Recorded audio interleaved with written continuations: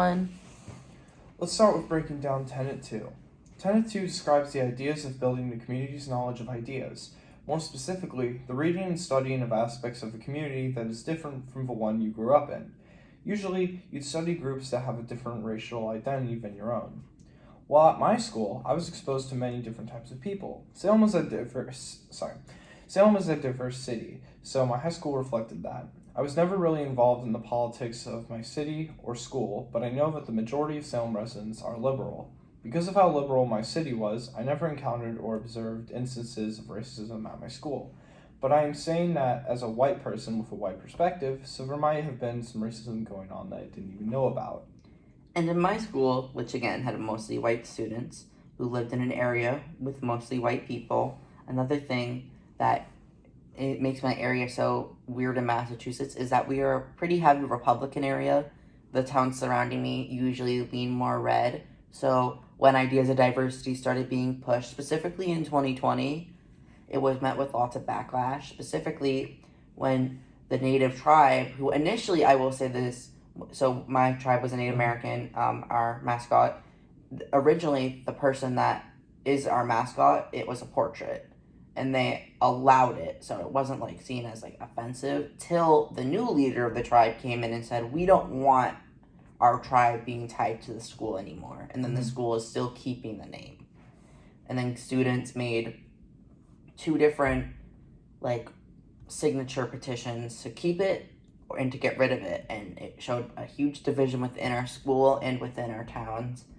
They ended up just keeping it, which I mean, no, in my opinion, I think signing petitions do nothing, especially on such small scales. Right. So I thought it was stupid to begin with, but the effort was there from students to make change, and that is something that continued on throughout my schooling and after I left. Right. Like, it's crazy that there was such, like, a big political division there. Because, like, you always, like, you've talked about, like, outside this podcast about how, Republican your area is. So it's kind of interesting that, like, there's a kind of a half divide. Kind of like, that's what you've been talking about, right? Even like in the most... half. Oh, sorry. Yeah, okay. No, you can go. I did cut you off, sorry. But Sorry. I will say, yeah, even in some of the more Republican areas of Massachusetts, you will still find liberals. But it's less of like, when you look at the parent side, they usually do run Republican.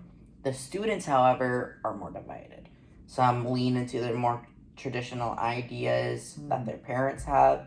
Some break away from that. It's interesting. I mean, I think that if we did live in a liberal area, I don't know if our school's name would have changed or if our mascot would have changed. I'm not really sure. Maybe it would have even never been a problem.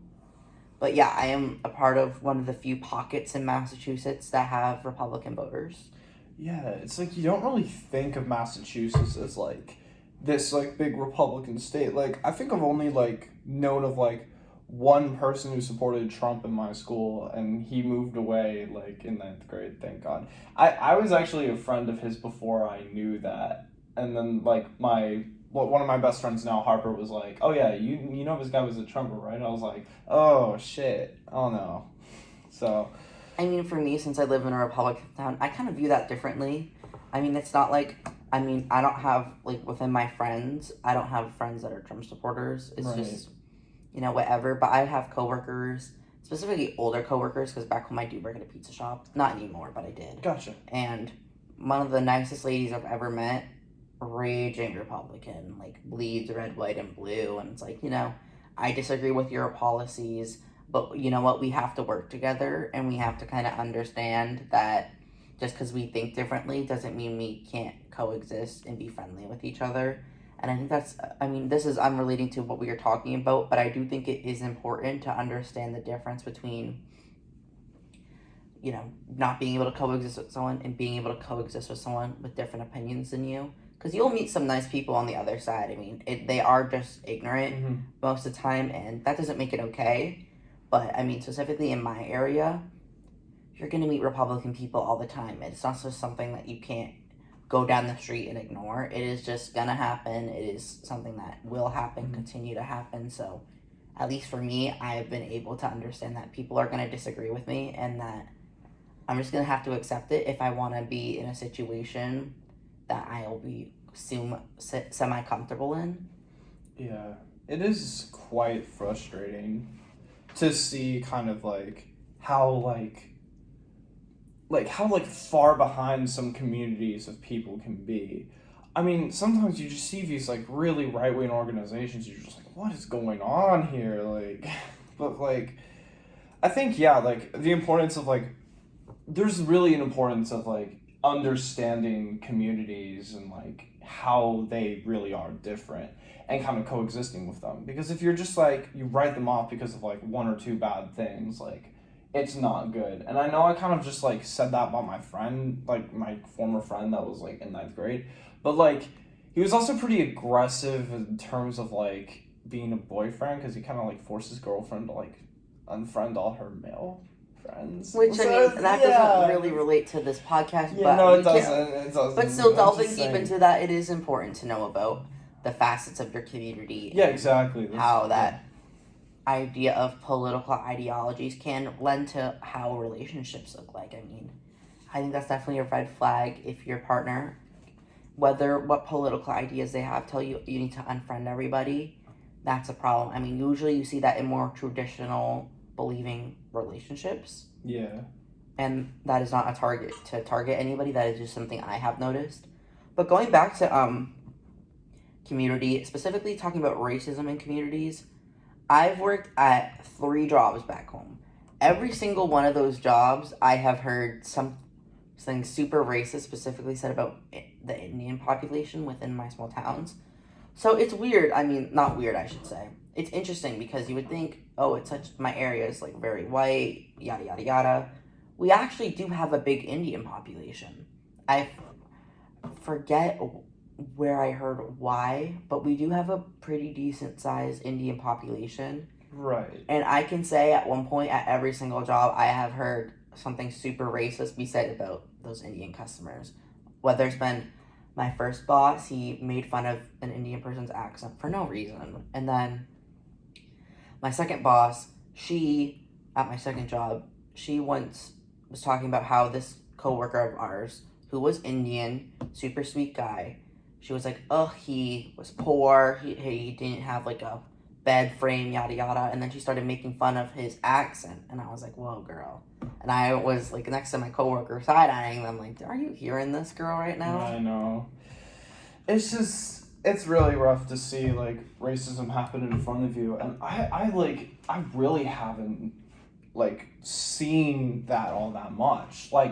It's racism is kind of something that I've barely had experience with. While with you, because you were in such a politically divided town, not to mention a conservative town, you've seen a bunch of racism with the Native American population. And one of the other things I've noticed is because of our different backgrounds we grew up in, because I always grew up in I grew up in the city of Salem, but I also used to live in Florida, surprisingly. Yeah, Florida's it's something That's else, cool. all right.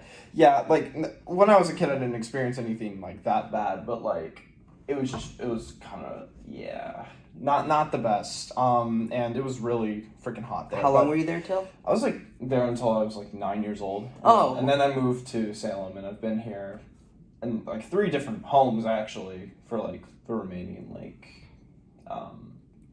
11 years? 10 or 11 years, yeah. But yeah, so back to the point. We grew up in different communities, you really suburb kind of conservative, me very liberal city. And you use the term Indian. Now, that's actually kind of a term you shouldn't. Actual, not Native American, Indian people. Oh, Indian. Oh, I thought because you were talking about the Native American, because you talked about I assume that's what you clarification point. Right. I was talking about actual Indian people. Oh, okay, I'm sorry. We have a big Indian population. Right. I mean, I use Native American. I would continue to use Native American. I wouldn't just randomly switch up. Right. Yeah. Okay. Yeah. No. I should have clarified. Okay. Yeah. No. We're good. I just thought because you were talking because all my experiences like that, all the experiences that you've talked about like the Native American population. You've never talked about any like Indian people in your school, so I thought you were like maybe it was because like you were like came from a conservative background, so I was like, oh, that's what he's doing. Okay, so I gotta kind of like correct that. Well, actually, what's interesting is we had no Native Americans in our school. Seriously? No Native Americans from None? the tribe, and no Indian people from in our school. Well, actually, that's not. Well, no, not Indian. He was He was from Bangladesh, which is the country right next to India. Yeah. But he moved in 8th grade, and we never had another like South Asian. I believe student again. It's just adults. They're adults, and I mean, usually the Indian people that I have interacted with have been adults, and. Wow. Yeah, no, okay, I'm happy that we clarified Yeah, that. same. But we are going to take a quick break because it is at 11 minutes.